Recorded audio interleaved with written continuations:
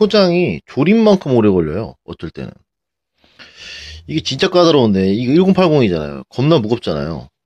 어로스 모델. 밑에 쪽에다가, 예, 발포지로 단단하게 덧대는데, 이거는, 이게 약합니다. 밑에 이게. 이 플라스틱이 약해요. 움직이잖아요. 이렇게.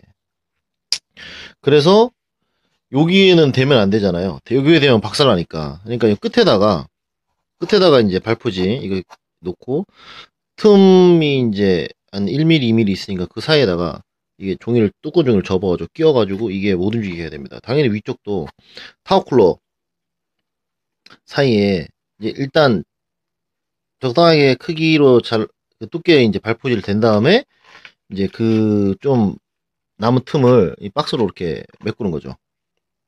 근데 이렇게 한다고 끝이 아니에요. 이렇게 하면 좀 불안합니다. 예전에 김포로 보냈는데 이게 떨어지면서 쿵 거리면서 이게 위에서 쿵 누른 거예요. 이쪽으로 이게 거꾸로 떨어뜨렸나 봐요. 그래서 충격이 이쪽으로 가지죠. 이쪽으로 가져서 이게 타워쿨러가 이 걸스형이잖아요. 걸스형은 이게 그 쇠의 탄력으로 이렇게 고정되는 건데 이게 덜컹 그러면서 움직이면서 CPU 핀이 빠졌어요. CPU가 조금 빠졌습니다. 이 상태로 이게 왔다 갔다 해요. 이게 좀 움직이잖아요. 이게 걸쇠니까. 그렇게 되더라고요. 그래가지고 요것도 못 움직이게 해야 돼요. 이게 어떻게 하면 되냐면 옆에서 이제 아크릴판으로 여기서 누르잖아요. 누르니까 그 압력을 이용하는 거죠. 그러니까 발포지를 놓고 위에다 좀 놓고 조금 더 두껍게 올라와야 돼요. 약간 좀 더 두껍게 이런 종이를 좀 대서 좀 두껍게 아크릴판 두께보다 1mm 정도 좀 위로 올라오게 한 다음에 아크릴판을 놓고 위에다가 여기를 다 조여버리면 이게 꽉 눌러집니다. 눌러지니까 이게 안 흔들리죠. 위에서 누르니까. 그리고 이게 에어캡을 되게 강하게 꽉 묶어가지고 여기다 댑니다. 이렇게 여기다 대면 이게 누르면 그래픽 카드가 위로 올라오지 않잖아요. 이렇게 이게 빠지려면 PCI 슬롯에서 빠져야 됩니다. 근데 위에서 누르니까 더 앞으로 빠지려면 없는 거죠. 위아래로 받치고 있고 이렇게 하고 뭐 일반적인 그 컴퓨터 뭐 판매 업체들 그냥 에어캡 이게 대충 두들두들 말아가지고 여기다가 넣고 이렇게 하던데 그렇게 하면 100% 빠집니다. 그래서 컴퓨터 주문하는 분들 중에 컴퓨터 예전에 받았는데 타워쿨러 빠져있고 그래픽카드 빠져있어가지고 막 그랬다는 분 많아요. 이건 보니까 제가 요 박스 있잖아요. 요거 AMD 박스 요거를 갖다가 여기에 딱 끼우니까 딱 들어갑니다. 여기다 딱 끼니까 여기다 딱 끼워보니까 딱 들어갑니다. 이렇게 어우 딱 됐어. 정확하게 맞네. 요 그래픽카드 위가 철판이 돼 있잖아요. 여기랑 DVD룸이랑 이걸로 딱 들어갑니다. 아주 진짜 위로는 절대 안 올라가죠. 그러면 위로는 절대 안 올라갈 것 같아. 이렇게 해서 보내면 될 것 같아요. 이거 포장 그리고 이제 요게 이쪽으로 안 움직이게 여기다 좀 뭐 넣고 여기다 좀 뭐 이게 일로 빠질 수도 있고 이게 일로 빠질 수도 있잖아요. 이게 그러니까 안 움직이게 양쪽에 뭐 넣어가지고 또 고정을 해야죠. 그런 다음에 이제 이거를 위에서 이렇게 누르면 유리면 상관없어요. 유리는 안 휘어지니까 유리는 휘어지지가 않으니까 그냥 꽉 눌러버리면 딱 이렇게 됩니다. 근데 이거는 아크릴은 이렇게 누르면 가운데가 이렇게 되잖아요. 이렇게 됩니다. 가운데가. 이것이 이제 이거를 눌러주기 위한 이 압력 때문에 그 뭐지? 압력이라고 해야 되나? 뭐라고 해야 되나? 그것 때문에 그렇잖아요. 이렇게 되면 이렇게 뜨잖아요. 이렇게 가운데가. 가운데가 뜹니다. 이렇게. 그러면 이게 이틀 동안 배송이 되면 받아서 이걸 다 뺀 다음에 내부를 끼우면 이게 좀 휘어져 있어요. 이렇게. 이렇게 휘어져 있습니다. 이렇게 약간. 그럼 여기가 붕 떠서 보기가 싫잖아요. 여기가 좀 떠 있는데 여기도 이렇게 좀 여기도 좀 떠 있을 테고 이렇게 떠 있게 되잖아요. 이렇게 이런 식으로 조금. 그래서 아수라는 제가 이걸 뒤집어 붙입니다. 판을 뒤집어 붙이면 이것이 받았을 때 이게 좀 이렇게 휘어져 있잖아요. 가운데 때문에 압력 때문에. 그러면 다 안에 거 빼고 다시 뒤집어서 이렇게 붙이면 이게 이렇게 돼 있을 거 아닙니까? 이게 이렇게 돼 있을 거 아니에요. 그래서 어차피 그 나사는 양 모서리 네 군데니까 붙이면 딱 펴지죠.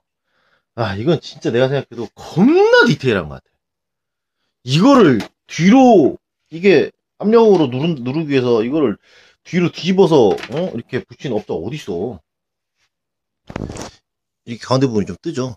이렇게 받아서 뒤집어서 붙이면 됩니다. 그리고 아수라 케이스는 이게 처음에 스티로폼 성형을 잘못했어요. 센터를 잘 못 맞춘 거죠. 이쪽은 양이 많은데 앞부분, 뒷부분이 이렇게 얇습니다. 뒤에 보면 되게 얇아요. 여기 엄청 얇아요. 이거 위에 바로 박스인데 뒤쪽 파손 잘 되죠. 벌써 여기 뭐 스티로폼 좀 깨졌죠. 그래서 이쪽은 이쪽 모서리는 튼튼한데 이쪽 모서리가 약해요. 그래서 이걸 보강을 해야 돼요.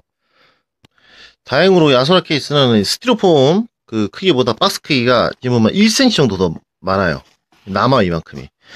H300 케이스나 뭐 그런 케이스 보면 R360 케이스 보면 박스가 딱 맞아요. 스티로폼이랑. 그래서 틈이 없는데 이건 천만에 이 정도 남습니다. 이 정도 나오면 여기를 발포지로 되면 충분해요.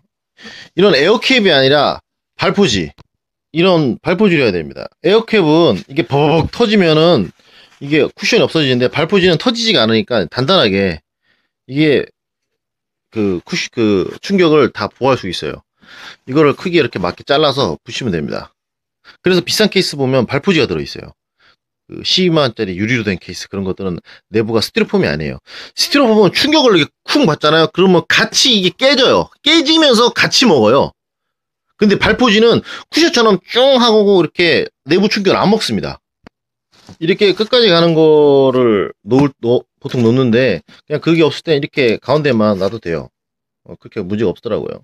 안 움직이게 테이프로 붙여야 됩니다. 이게 옆으로 푹 밀려서 일로 가면 아무 의미 없잖아요. 안 움직이게 테이프 붙여야 됩니다. 그리고 한쪽이 측면이잖아요. 측면이 아크릴이잖아요. 그러니까 아크릴 쪽은 이렇게 박스 펴서 이렇게 끼워요. 그리고 위쪽도 종이 한 2겹 정도, 그냥 2겹 정도 해서 놓고 이렇게 닫으면 됩니다. 여기는 에어캡을 안 해도 되더라고요. 여기는 에어캡 필요 없어. 에어캡은 오직 모서리만 필요한 거더라고요. 그리고 이렇게 모서리를 에어캡 한 8겹으로 이렇게 빵빵하게 딱 하면 됩니다. 물건이 떨어지면 이쁘게 평판으로 탁 떨어지지 않아요. 예전에 뭐 성수대교 붕괴사건처럼 이렇게 일자로 축 떨어지는 경우가 없습니다. 전부 다 한쪽으로 기울어져서 모서리로 떨어져요. 그래서 물건을 떨어뜨리면 무조건 모서리로 떨어지기 때문에 이렇게 모서리만 보강하면 됩니다. 여기 이쪽이랑 이쪽이랑 막 여기다가 쓸데없이 에어캡 막 이렇게 두껍게 넣게 하는 애 있잖아. 그건 대가리 겁나 나쁜 업자들이고 생각 자체를 하기 싫어하는 거지. 물건이 파손되면 어디가 떨어져서 파손되는지 생각을 안 해본 거예요. 한번 케이스 컴퓨터 이렇게 주문해서 받아봐요. 어디가 다 박살나 있나? 모서리가 박살나 있어요. 모서리가.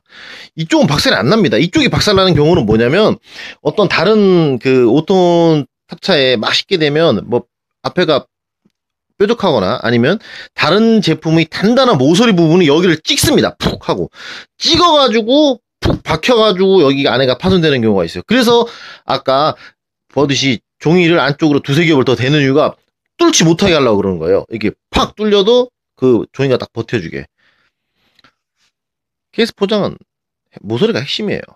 그래서 케이스 포장하는 것만 봐도 조립을 똑바로 할 줄 아는지 아니면 대충 하는지 지가 대충 하는 것도 모르는 건지 그 꼼꼼함과 디테일함을 알 수 있는 거예요.